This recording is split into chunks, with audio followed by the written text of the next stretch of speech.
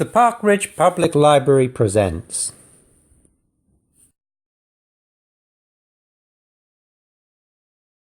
You expecting somebody?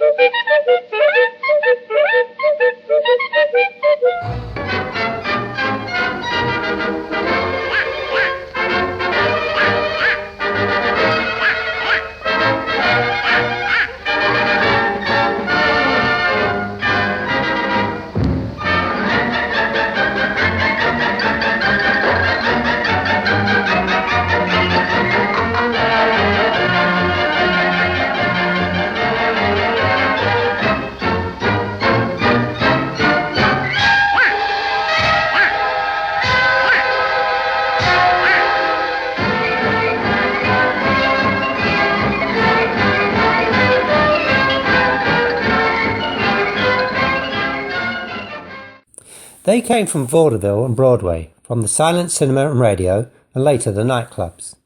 They are some of the most recognizable names in American screen comedy, names that are synonymous with Hollywood's golden age. Laurel and Hardy, the Marx Brothers, Abbott and Costello, individual talents who, through destiny or chance, became united with partners just as talented. Legends were born and have entertained generations ever since. These are the faces of comedy. This is Legends of Laughter too, the comedy teams. This spring, the Park Ridge Public Library Classic Film Series returns for its 8th season with a series devoted to the movie comedy teams of the 1930s, 40s and 50s. In addition to the most famous teams, the series will showcase the lesser-known comedy acts that managed to carve out a niche for themselves. Comics like Wheeler and Woolsey churned out vehicle after vehicle at RKO with their bawdy vaudevillian sensibility and pre-code lunacy. And Olsen and Johnson, Universal's other comedy act, were visually inventive, offering audiences deliriously surreal sight gags that were ahead of their time. Well, fan my brow. I'm from the South. You are? Mm-hmm. Well, shut my mouth. I'm from the South, too. South of what, sir? The South of London. London. If there were ever two patron saints of comedy, it was Laurel and Hardy. To this day they are universally recognised for the good cheer they've brought to millions, and the almost magical ease with which they accomplished this on screen. There was Ollie, the larger man with his tie twiddle and his exasperated stares into the camera. And Stanley, the smaller, more childlike man, who would often cry while pulling at his hair. Stan and Ollie were a team built on the law of opposites, with a strong, deep, abiding love and affection for one another. It is this affection that always seemed to transcend the nice messes each put the other through. The warmth that these two characters felt for each other, and which we feel toward them, is a quality few other comedy teams possessed. They were from opposite worlds. Stan Laurel was born Arthur Stanley Jefferson in Ulverston, Lancashire, England. He came from the English music hall tradition, travelling with the same troupe of stage performers that produced Charlie Chaplin. In fact, Stan Laurel had been Chaplin's understudy in the Fred Karno troupe.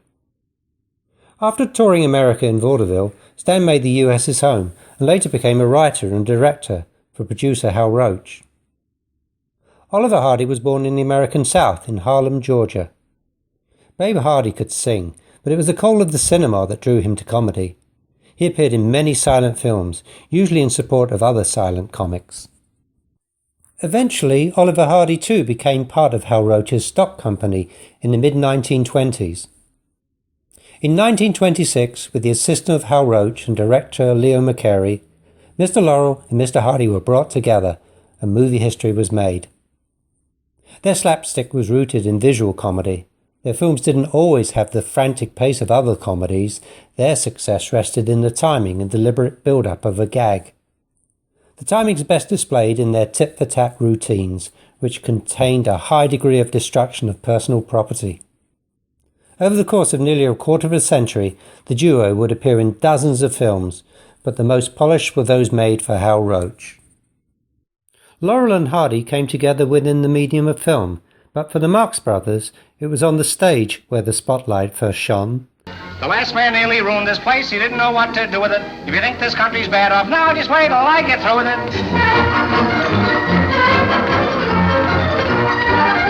The country's taxes must be fixed, and I know what to do with it. If you think you're paying too much now, just wait till I get through with it. They remain one of the most popular teams of all time. They poked fun at everyone and everything. They were the Marx Brothers. Groucho, the cigar-smoking ringleader with a grease-paint moustache.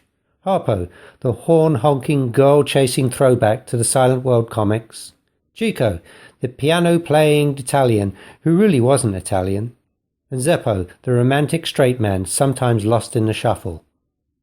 Whether it's a television marathon on New Year's Eve or a screening during Legends of Laughter, their movies will always be revived. They remain a laughing tonic against life's troubles. The brothers were born in the closing decades of the 19th century and were already performing by the first decade of the 20th century. The sons of Jewish immigrants who lived in a poor section of New York's Upper East Side, the Marx Brothers became a family act that grew up in vaudeville. It was here, through trial and error, where they worked out their material and formed their classic personas. By the mid-1920s, they were stars on Broadway, excelling in musical comedy. Beginning in 1929 with the Coconuts, the Marx Brothers became movie stars. In their best films, the brothers were known for a type of anarchistic comedy in which institutions, authority figures, and even society matrons were mocked, usually by Groucho. The lines were often absurd, the situations surreal. Their brand of lunacy hit its creative peak with 1933's Duck Soup. Directed by Leo McCarey, the film utilised a variety of comedic forms, from satire and song to slapstick and pantomime. Their humour was predominantly in the dialogue, in Groucho's puns and witty observations. For a medium learning how to talk, movies never had it so good. But the Marx Brothers weren't the only comics who made audiences laugh with clever verbal exchanges and rapid-fire dialogue. Nearly 80 years later, fans of classic comedy are still laughing at Who's on First. Well, let's see, we have on the bags, we have who's on first, what's on second, I don't know is on third. That's what I want to find out. I say who's on first, what's on second, I don't know's on third. Are you the manager? Yes. You're going to be the coach, too? Yes. And you know the fellow's name? Well, I should. Well, then who's on first? Yes. I mean the fellow's name. Who? The guy on first. Who? The first baseman. Who? The guy playing first. Who is on first? I'm asking you who's on first. That's the man's name. That's whose name? Yes. Well, go ahead and tell me. That's it. That's who? Yes. They did not sing, they did not dance, but in their films, Bud Abbott and Lou Costello were experts at what they did, whether it was those methodical word games or the timing of their lines. Bud and Lou never worked with Hal Roach or Leo McCarey, but their appeal was rested in the stage routines where it didn't matter who the director was. They didn't need direction to make people laugh. In their films, Bud was usually the nattily dressed fast talker, and Lou his childlike patsy who was easily confused. They were the most popular comedy teen in the business until post-war America embraced a more unhinged style of comedy. They were top 10 box office champions throughout most of the 1940s, but they were equally successful in radio and later television. William Bud Abbott, the greatest of all the straight men, came from a show business family. He'd been a burlesque performer in the days when vaudeville had passed. Lou Costello had also performed in stock burlesque after first appearing in films as an extra and stunt double. Bud and Lou appeared together for the first time in 1936. It was during these years on the stage that they performed sketches they would further develop in motion pictures. By 1940, Universal Pictures had signed them into a contract, but it would be a year later before they would become major stars with the release of Buck Privates. Throughout the 40s, they starred in military service comedies and later horror spoofs that extended their careers into the 1950s. Legends of Laughter 2 will also showcase the team that succeeded Abbott and Costello in popularity, Martin and Lewis, the biggest comedy act of the 1950s and the first to skyrocket in the television age. Our series opens on March 3rd when we screen Laurel and Hardy's Sons of the Desert. Come early and see them in the Academy Award-winning short, The Music Box. On March 10th, we'll see how many people can squeeze into the theatre lobby when the Pickwick Theatre Classic Film Series presents A Night at the Opera starring the Marx Brothers. Also on the programme is Thicker Than Water, the last two-reeler starring Laurel and Hardy, released in 1935. We return to the library on March 17th with Abbott and Costello in the comedy murder mystery Who Done It. The following week, on March 24th, Wheeler and Woolsey are on a mission of peace in 1933's Diplomaniacs, a film as wild as Duck Soup. Also on March 24th, we'll be profiling the Three Stooges with two of their finest shorts, with Curly, of course. Then on March 31st, we'll have Laurel and Hardy back in their comic opera, The Devil's Brother. Next, on April 7th, we're going to tour with the four Marx Brothers in their most popular film, Duck Soup, which represents the zenith of high style in American screen comedy. Abbott and Costello return on April 14th with their sequel to Buck Privates, Buck Privates Come Home. After a week off, Legends of Laughter 2 resumes on April 28th with Olsen and Johnson's Hell's a Poppin', based on their hit Broadway show. After another week off for the library book sale, we're back on May 12th with Laurel and Hardy in Way Out West, one of their best-loved features. On May 19th, Dean Martin and Jerry Lewis star in Artists and Models, a film about the love of comic books, photographed in gorgeous Technicolor. This is one of Martin and Lewis's better efforts, thanks to the direction of Frank Tashlin, a former Warner Brothers cartoonist. The final stop on our comedy travel guide comes on May 26th, when we take a camel ride through an Arabian adventure in The Road to Morocco, starring Bob Hope, Bing Crosby and Dorothy Lamour. All presentations begin at 7 p.m. Doors to the first floor meeting room open at 6:30. All screenings will be preceded by either a comedy short or a documentary beginning at 6:30.